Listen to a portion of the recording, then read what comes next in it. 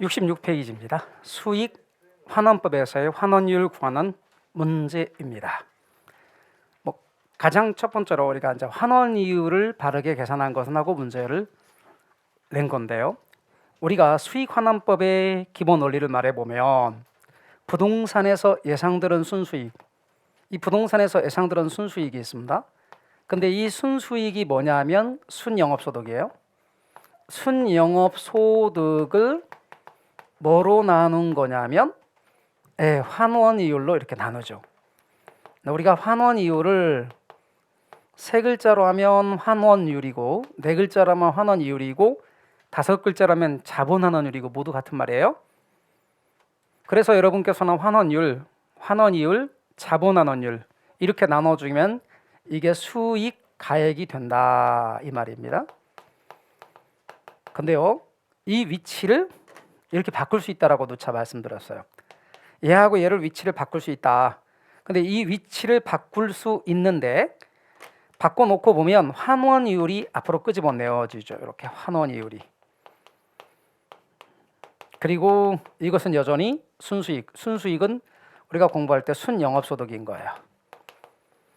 그럼 여기가 수익가액이 와야 되는데 이 수익가액은 부동산 가치를 그냥 가리키는 거예요. 그럼 부동산 가치. 그리고 언제나 이 부동산 가치는 투자론, 수익 환원법은 투자론과 항상 똑같이 연결시키는 거예요. 그러니까 이게 바로 총투자액이라 그 말이에요. 그러면 저 문제에서 순영업소득과 여기 총투자액은 주어졌잖아. 그럼 여기서 순영업소득만 찾아내면 끝이지. 그러면 여러분들은 보시다시피 가능총소득 잘 우리가 했던 거예요. 2천 계산기로. 그리고 공실이 5%니까 곱하기 0.95. 그런데 기타 소득이 100만 원이네? 그럼 더하기 100만 원 해야 되겠네. 더하기 100 이퀄 하시고 그것의 40%. 그러니까 순영업소득은 얼마죠? 0.9를 해야죠. 0.6을 해야죠. 0.6을 곱해주니까 순영업소득 얼마 나왔죠? 1200 나누기 1200 나누기 여기 이렇게 해야죠. 곱하기 100. 그럼 몇 퍼센트죠? 그래 12%. 그러니까 우리는 가능총소득을 계산할 때 원래 이렇게 순서대로 다 해야 되는데 여기서 거기서 영업경비는 그게 40%니까 800을 빼면 1200에 나왔고 그러면 순영업소득을 1200 나누기 거기 부동산 가치 1억이니까 곱하기 100 해주면 12% 이렇게 구해야 됐었습니다.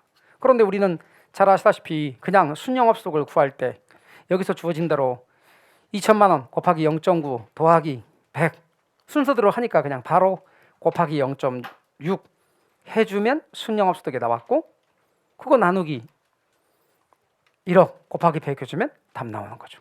자 순서대로 다시 눌러보세요. 2천 곱하기 0.95 더하기 100 곱하기 0.6 이퀄 하시면 얼마? 1200 순서대로 계산이 나왔죠? 거기서 나누기 1억 곱하기 100 해주면 12% 됐습니까? 그래요. 이거예요. 이것만 하시면 돼요. 순영업소득만 계산할 줄 알면 돼요. 순영업소득 나누기 부동산 가치니까.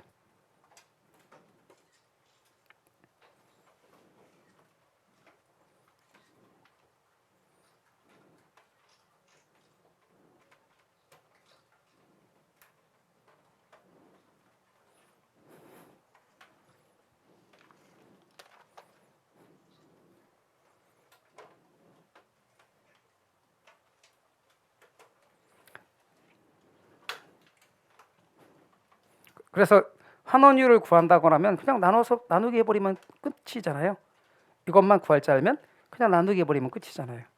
그래서 그냥 환원율을 구할 수 있다 이겁니다. 그러니까 여러분은 환원율 구하는 것의 경우는 1200 아까 이제 구한 다음에 그냥 나누기 부동산 가치 1억 곱하기 100 그럼 12% 계산기로만 할 수 있겠네요. 그래서 그렇게 알아두시면 되겠습니다. 자 그렇다면 이제 똑같이 수익가액 산정 시 환원이율은 이렇게 주어졌어요. 그럼 환원율 구하는 방법 여러분이 환원율 구하는 방법 우리 어떤 게 있어요? 시, 조, 투, 엘, 부 이렇게 있거든요. 그런데 여기에서 여러분이 대부 비율이거든요. 여기가 그죠? 대부 비율이잖아요.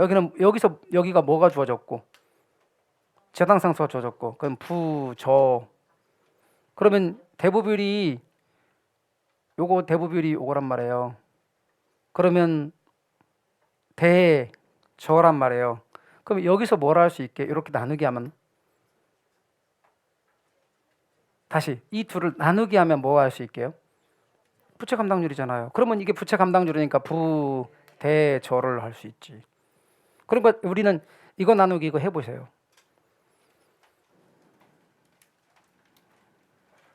그럼 얼마예요? 그냥 이거 나누기 하면 2잖아. 그 다음에 2 곱하기 0.4 곱하기 0.177 그냥 부대죠 곱하면 된다니까. 그럼 얼마 나와요? 0.1416%로 100분율로 환산하면 곱하기 100 하면 14.16%가 답이지 뭐. 그러니까 우리 부채 감당법은 제가 누차 말하기를 부채 감당률에 의거하는 거란 말이에요. 그리고 대부비율이 40%고 저당성수가 0.177이니까 우리는 환원율을 구하는 방법 부대저를 곱한다. 이게 뭐다? 부부대죠. 제가 말씀드렸잖아요. 부부가 부부싸움을 심하게 하다 대졌다. 그러면 부부대저를 백날 외워봤자 뭐하냐 이거야. 나왔는데 못 풀지. 그러니까 암기법은 여러분 소용없어요. 그냥 암기를 위한 암기는 아무 의미 없어. 문제를 풀어야 돼. 그래서 그 암기법을 적용하는 거지. 그래서 부채 감당률 2, 대부비율 0.4 적용했고 저당상수 0.177 적용했단 말이에요. 그랬더니 1.14, 14.16%가 나오더라 이겁니다. 그래서 부대저를 곱하는 거예요 저거.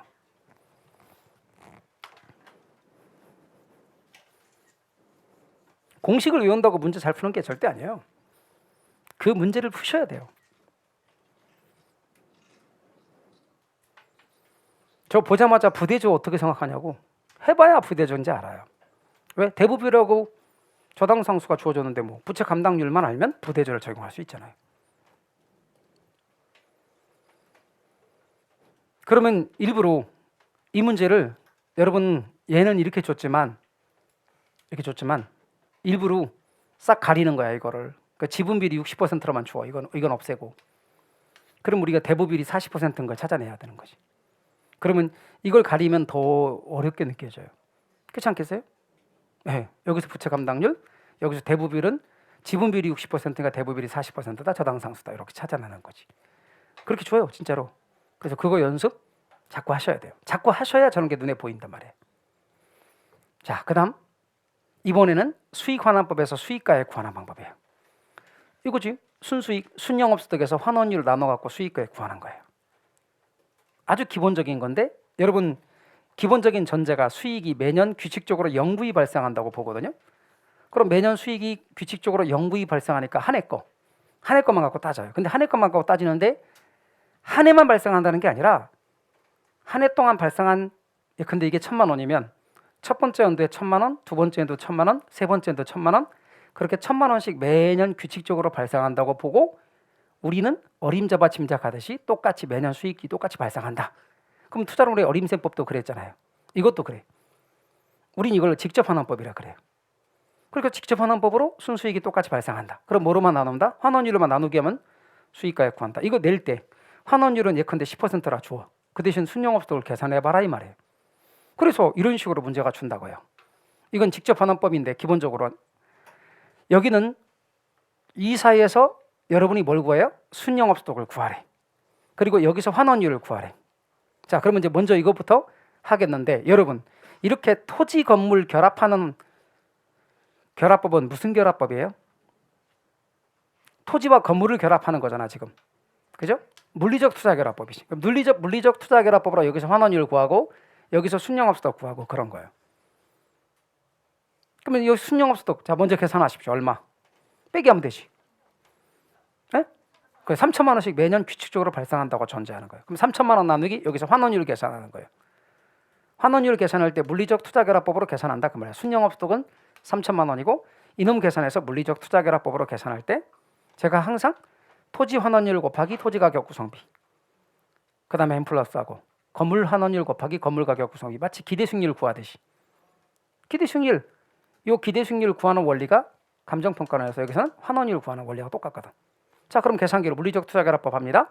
자 5 곱하기 0.4 M 플러스 10 곱하기 0.6 M 플러스 MR 해주실래요? 그랬더니 8 나왔어요? 그러면 아까 여기서 순영업속이 3,000원이니까 3,000 나누기 0.08 해주실래요? 그럼 얼마 나와요? 3천만 원 나누기 0.08 하니까 얼마요? 3억 7,500만 원이 되어지는 것입니다. 아주 간단합니다. 그래서 우리 순영업소도 구하고 그리고 환원율을 저렇게 구하면 됩니다. 저걸 물리적 투자결합법이라고 합니다.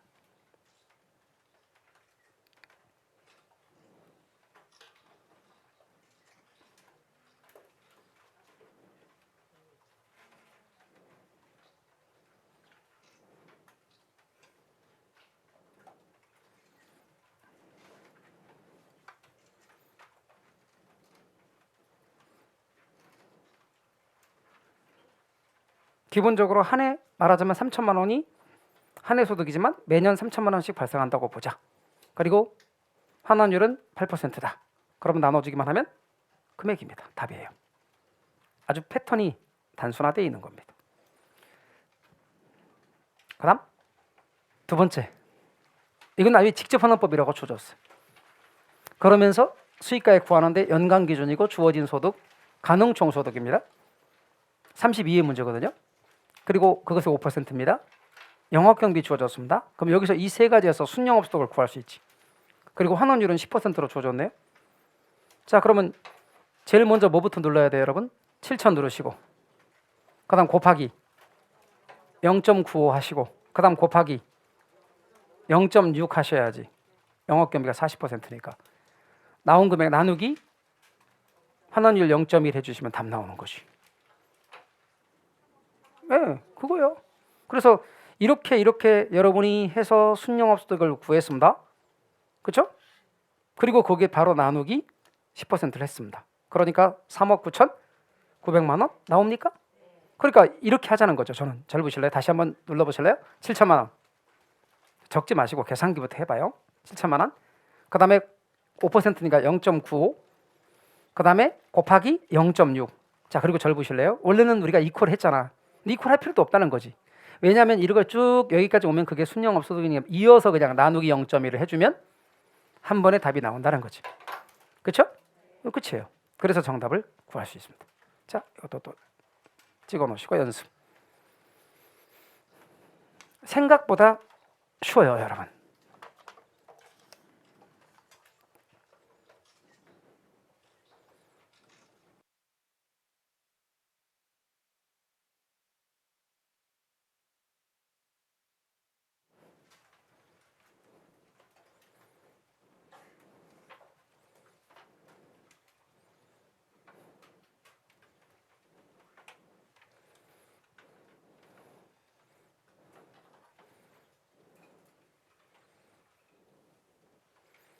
그래서 정답을 4번으로 잡았고요.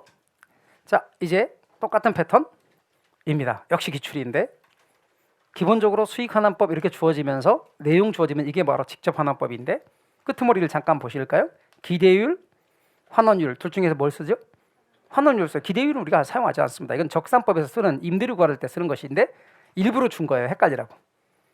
그러면 여기서 여기까지 사이에서 순영업소득 구하고 환원율을 나누면 되는 거지. 근데 여기서부터 여기까지 금액에서 여기에 영업경비의 포함 항목과 불포함 항목을 함께 줬다고요. 그럼 영업경비의 우리 불포함 항목을 어떻게 외웠죠? 취득세 공부한 소감 소개였습니다. 그럼 취득세 공부한 소감 소개를 빼는 겁니다. 자, 여기서 영업경비 여기서 이 중에서 비용 중에서 이렇게 4개 중에서 영업경비 들어가지 않는 항목 말해보세요. 부채 서비스액이 안 들어갑니다. 그 다음에 개인 업무비도 안 들어갑니다. 그러면 이렇게는 들어가는 거네. 그러면 여기서 일단 유지관리비가 가능총소득의 3%니까 이렇게 곱해줘요. 3호 그런데 3%니까 150이겠지. 그러면 이렇게 더해주면 영업경비가 250이네. 그러면 이렇게 해서 구했단 말입니다. 자, 그럼 여기서 얘와 얘는 영업경비에 포함되지 않는다. 그럼 150과 100을 합쳐 영업경비를 하자. 자, 그럼 5천만 원 제일 먼저 누르시고. 근데 공실이 5%니까 곱하기 얼마? 95%만 적용하면 되니까 0.9 하면 된다. 간혹가다 묻기를 여기는 백인데 여기는 왜 곱하기 하나요? 이렇게 하시는 분이 있는데 원래 빼기 금액을 해야 되지만 그렇게 할 필요 없이 바로 곱하기 하면 된다는 뜻입니다. 10% 공실을 빼면 되는 건데 90% 그러니까 95%점 5% 공시를 빼내면 95% 적용한 겁니다. 자, 그래놓고 영업경비 빼야 되겠죠. 얼마입니까? 합쳐서 250을 뺍니다. 그래서 우리는 원래 이퀄을 해야 되지만 이퀄 할 필요 없이 4,500 그냥 바로 나누기 0.05 하시면 됩니다. 그랬더니 얼마 나온다? 9억 나오더라. 근데 말이죠, 이것의 경우도 이렇게 답을 구할 수 있는데 제 이야기는 방금처럼 구해도 되는데 이렇게도 됩니다. 잘 보세요. 여러분, 여기와 여기가 전부 가능총소득의 금액이잖아. 그렇죠? 가능총소득의 금액인데 다 빼기잖아. 그럼 굳이 방금처럼 따로 계산해서 이렇게 따로 계산하면 이 둘을 얘가 얼마인지를 계산한다면 더해서 빼야 되잖아요. 그러실 필요 없이 전체 토탈 8%를 빼는 거니까 몇 퍼센트를 적용하면 돼? 그렇죠. 처음부터 5천만 원 곱하기 0.92를 하면 되지. 자, 5천 곱하기 0.92 그리고 빼기 100만 하면 되죠. 빼기 100 그리고 나누기 0.05 해보세요. 그랬더니 바로 부영 나오네 뭐. 그러니까 제 말은 이렇게 적용하면 훨씬 더 빠르다는 얘기지. 그래서 여러분 5천에 이 둘을 더해서 0.92를 적용하고 빼기 100 해서 나누기 바로 이퀄도 하지 말고 0.05 하면 9억이 순식간에 구해지지. 자, 저는 이런 식으로 하길 바라는 겁니다. 자, 찍어 놓으시고 연습.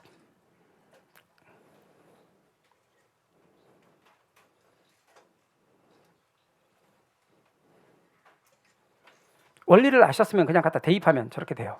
금방금방 답할 수 있어요.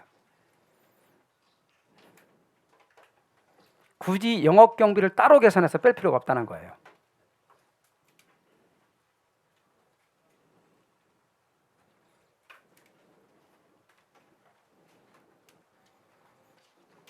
그러므로 정답은 9억이 됩니다. 이때 여러분들에게 제가 강조를 드리고 싶은 것은 이렇게 해서 바로 0.92를 적용하라는 것 잊지 마십시오. 그게 문제의 핵심입니다. 그 다음 4번으로 건너갑시다.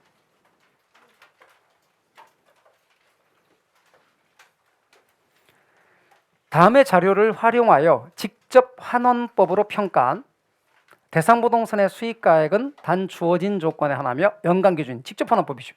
직접 환원법이 뭐냐면 이렇게 순수익을 순영업소득을 환원율로 나눈다. 그런데 이 순영업소득은 매년 똑같이 나온다 치자. 그리고 환원율로 나눠준다. 환원율 줘줬죠. 그럼 여기서 여기까지 해서 뭐만 구한다? 순영업소득 구한다. 그래서 나누기 하면 된다. 이 패턴이 계속 나오고 있잖아요. 그러면 이 중에서 틀림없이 이렇게 준행해서 영업경비에 포함되지 않는 항목이 있더라. 비용명세서를 한꺼번에 줌으로써. 그럼 어떤 게 포함되지 않죠? 영업소득세 포함되지 않고 부채수입세 포함되지 않고. 그럼 포함되는 항목만 말해보실래요? 수선유지비, 화재보험료, 재산세. 그냥 눈으로 봐도 그 합하면 얼마? 700. 자, 그럼 갑니다. 자, 8,000 곱하기 0.9 빼기 700 나누기 0.1. 그게 답이야. 얼마? 그래요. 금방 구하잖아. 그러니까 이 둘이 영업경비에서 제외된다는 거. 그래서 우리는 8,000에 공실이 10%니까 90%를 적용하고 도합합쳐서 700만 원의 영업경비를 거기서 뺀다. 그 상태에서 이퀄 할 필요도 없고 나누기 0.1을 해줬더니 바로 금액이 나오더라. 이겁니다.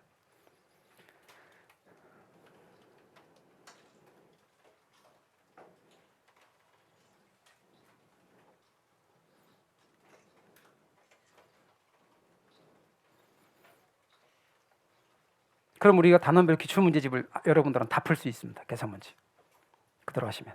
왜? 그거 다 반영했거든. 똑같이.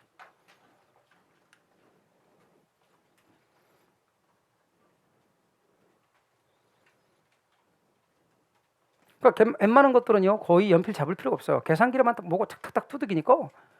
우리 이 자료집을 여러분들 나중에 가서 이제 쭉 하잖아요. 쭉 한번 점검하잖아요. 그러면 이거 하루 안 걸려요. 그리고 한 4시간이나 이 정도면 다 여러분 아는 유형 빼고 한번 점검해야 할 양들이 있어요. 이건 너무 뻔한 거야. 이건 안 해도 돼. 그런 것들은 제끼고 딱 연습하잖아요. 한 4시간 정도면 다 정리할 수 있어요. 짬 내고 이론 공부하다가 약간 오히려 좀 지겹다 그러면 이거 다루고 그다음에 다시 이론 보고 이렇게 왔다 갔다 해가면서 연습하시다 보면 계산 유형들은 정말 자신 가지면서 하실 수 있습니다. 그리고 우리는 그런 정도 것만 시험에 나왔고 그런 정도 것만 하시면 충분합니다. 자, 그래서 여러분 정답 3번이 되겠네요. 그럼 이제 우리는 직접 환원법에서 다시 한번요. 직접 환원법에서 우리 수익 구하는 것은 매년 수익이 똑같다고 가정한다. 그리고 그걸 환원율로 나눈다. 수익가액 구한다. 근데 이거는 예상순수익이거든요. 그래서 여기에 이론적으로 볼 때 예측의 원칙이 적용된다 그럽니다. 이걸 예상을 통해서 구하니까. 그리고 매년 수익이 규칙적으로 영구히 발생하는 것은 영속성입니다. 그래서 수익환원법과 관련 있는 토지의 특성 말하세요. 그리고 가치 원칙도 함께 말하세요. 예측의 원칙 영속성, 예측의 원칙 영속성입니다. 매년 수익이 규칙적으로 영구히. 그래서 이런 논리를 담고 있는 게 감정평가론의 이거고, 투자론에 가면 부동산에서 예상되는 순수익, 마찬가지로 순영업소도 이것을 뭐로 나누느냐? 요구 수익률로 나눈다. 그럼 이게 뭐가 되느냐? 투자 가치가 된다. 이것을 지대론에 가면 매년 토지에서 지대가 규칙적으로 똑같은 금액으로 나온다. 그런데 이 금액은 매년 똑같다고 가정하자. 그걸 뭐로 나누느냐? 이자율로 나눈다. 그럼 이것이 뭐가 되느냐? 지가가 된다. 그럼 이 세 가지 논리는 모두 똑같다. 그거예요. 그런데 여러분은 기본 강의 때 이 얘기를 처음 듣는다고. 그럼 뭐라고 질문하냐면 이게 이렇게 나눠가지고 왜 이렇게 되는지 모르겠어요. 다 이 논리라고요. 그때는 몰랐지만 기본할 때 이런 얘기 뒤에서 한다 그랬으니까 잘 모르지만 지금 계속 반복하니까 이게 전부 다 매년 수익이 똑같이 나온다고 가정하는구나. 영속성 때문에. 그럴 때는 이렇게 할인율에 해당되는 어떤 값으로 나눠주기만 하면 금액이 된다. 그 얘기입니다. 그 기본 원리가 똑같은 원리에 근거를 둔다. 그런 얘기죠. 됐죠? 그다음 시산가액 조정에 의한 감정평가에 관한 문제로 이제 건너가 볼 겁니다. 감정평가사가 감정평가를 통해서 일단 구하면 어떤 방식을 통해서 구하잖아요. 그러니까 예를 들어 원가법으로 통해서 구하면 적산가액이라 부르고, 거래사례 비교법으로 구해서 구하면 비중가액이라 그러고, 수익환원법으로 구하면 수익가액이라 그러는데 그 자체가 최종적인 평가액이 아니고 그건 단지 시산가액일 뿐입니다. 이 시산가액을 조정해서 3방식을 병용하여 시산가액을 조정해서 최종적인 평가액을 찾아내게 되는 거죠. 그래서 다음의 자료를 활용하여 시산가액 조정을 통해 구한 감정평가액은 하고 주어졌습니다. 시험 문제에 이렇게 나왔어요. 자, 이렇게 나왔을 때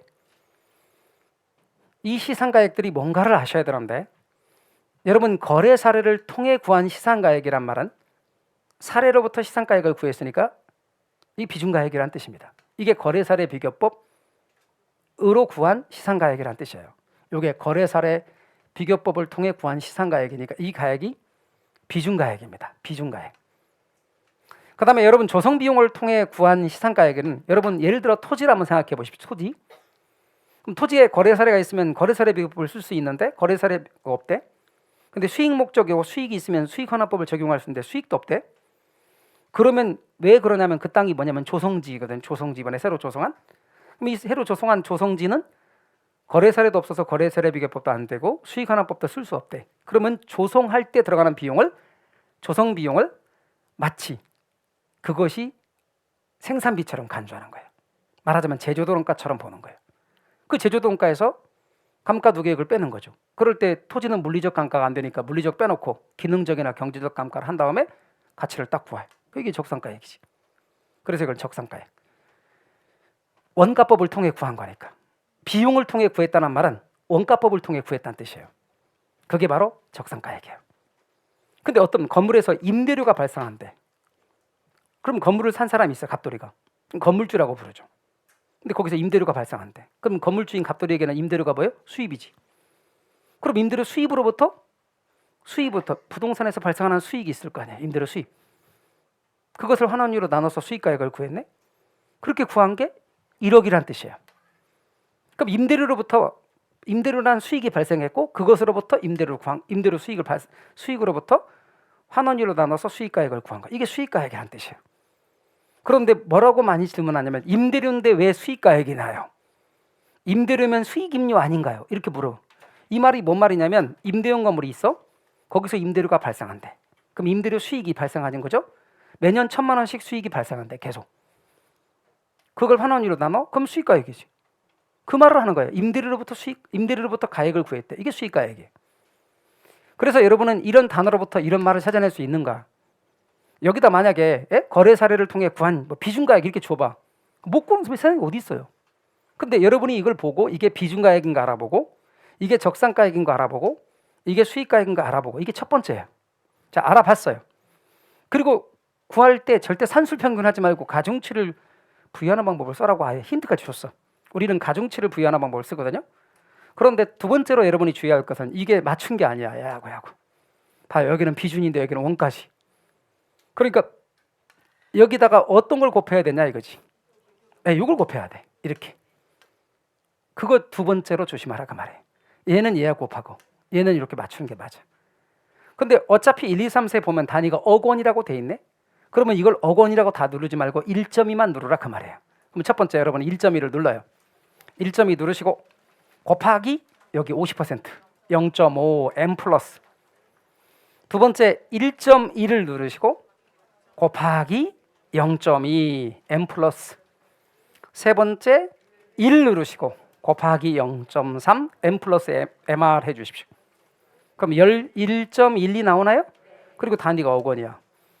그러니까 여러분은 그대로 눌렀더니 1.12 억 원이 된 거지. 1억 1200만 원이란 뜻이죠. 그러니까 정답은 4번인 거죠. 그래서 여러분 시상가액 조정이 간단해요. 진짜로. 자, 저겁니다. 원리가. 더 없어요. 산술평균 하지 않고 가중평균 한다는 것만 주의하시면 돼요.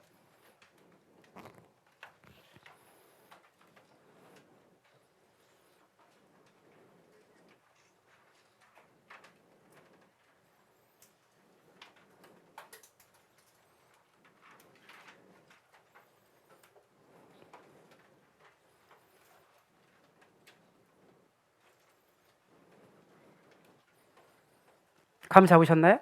요거 두 가지 아까 두 가지 어려움 뭐냐면 이게 왜 비중가액이고 이게 왜 적산가액이고 이게 수익가액인가를 알아보는 거 하나. 그다음에 일부러 줄 맞추기 안 했다는 거. 여러분이 알아서 찾아야 된다는 거. 두 개만 주의하시면 그냥 계산할 수 있어요. 그런데 반면에 의도적으로 자 이렇게 문제를 줘봤어요. 이렇게 원가 방식으로 구한 시상가액. 그럼 이게 뭐야? 원가 방식이니까 적산가액.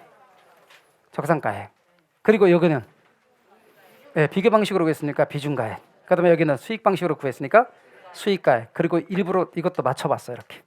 자, 그러면 해보세요. 여러분이 금액 누르고 곱하기 확률 M 플러스로 연결하시고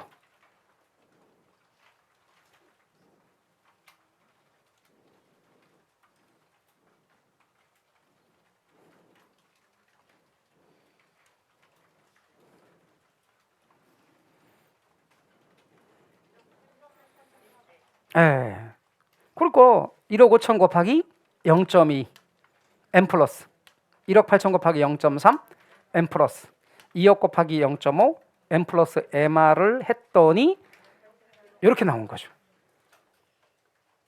그렇죠? 그래서 여러분께서는 1억 8,400이 금방 정답으로 구할 수 있습니다. 그러니까 이런 유형이거든요. 그러니까 시상가액 조정이라는 게 무슨 뭐 산술평균 하는 게 아니고 가중평균 한다는 것만 주의하시면 되겠습니다. 산술평균은 그냥 3개 더해서 3으로 나누는 게 산술평균이고 저렇게 가중치를 곱하는 게 가중평균이고 그래서 시상가액 조정이라는 과정이 꼭 있다 이렇게 알고 계세요. 감정평가 3방식을 통해서 구한 가액을 거기에 가중치를 곱해서 모두 합산하는 방식으로 가중평균한다. 그겁니다.